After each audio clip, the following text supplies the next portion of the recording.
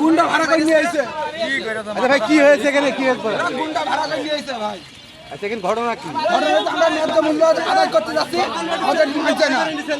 বিভিন্ন আপনার আমাদের টাকা পয়সা মেরে খাচ্ছে। আমরা লট আনলটে ঠিক মতো টাকা পয়সা বুঝতে পারছি না।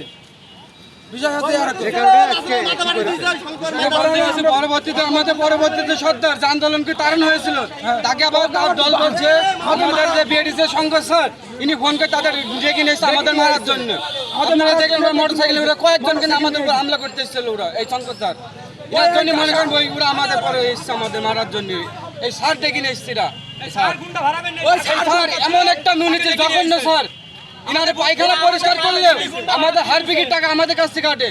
ওনার আনসার টালি দেয়, এখানে 20 টাকা করে আমাদের কাছ থেকে নেয়।